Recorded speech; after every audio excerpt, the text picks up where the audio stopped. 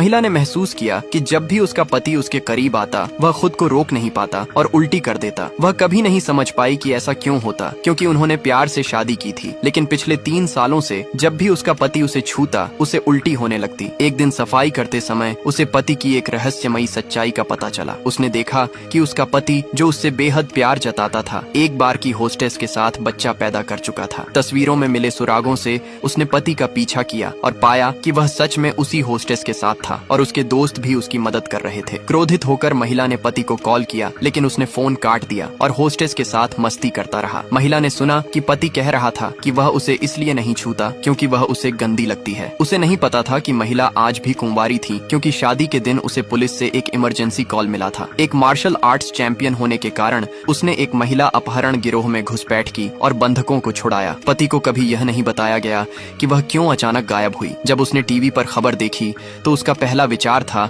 कि वह अब शुद्ध नहीं रही। महिला ने सिर्फ इतना कहा कि उसे जरूरी काम था, लेकिन उसने कभी अपने मिशन की सच्चाई उजागर नहीं की। पिछले 3 सालों में पति ने न तो उसे छुआ और न ही शादी रजिस्टर करवाई, ऊपर से उसे धोखा भी दिया। पति को यह नहीं पता था कि महिला एक अमीर परिवार से थी और उसने पिता की मर्जी के खिलाफ शादी की थी। अब उसके पिता ने उसे माफ कर दिया था और उसका भाई पति की कंपनी में निवेश करने को तैयार था। महिला को लगा यह मौका है पति को वापस लाने का और अपने परिवार की बेटी के रूप में पहचान वापस पाने का, मगर पति ने उस पर कभी भरोसा नहीं किया। इसलिए महिला ने तय किया कि वह उसे छोड़ देगी और पिता के पास लौट जाएगी। अगली सुबह उसने अस्पताल जाकर इस्तीफे की प्रक्रिया पूरी की और घर जाकर अपना सामान पैक करने लगी। तभी होस्टेस का मैसेज आया, जिससे गुस्से में वह बार पहुंची और उसे सबक सिखाने लगी। लेकिन होस्टेस ने उसे बेशर्म कहा और मौका देखकर शराब पी लिया। फिर उस पर आरोप लगाया कि उसने जबरन शराब पिलाई। ये सुनते ही पति ने उसे दोषी ठहराया और अगली शाम तलाक की घोषणा करने का फैसला किया ताकि होस्टेस और बच्चे को नाम दे सके। अगले दिन उसने उसे जबरदस्ती कार में बैठाया और होस्टेस की बर्थडे पार्टी में ले जाकर सबके सामने माफी मांगने को कहा।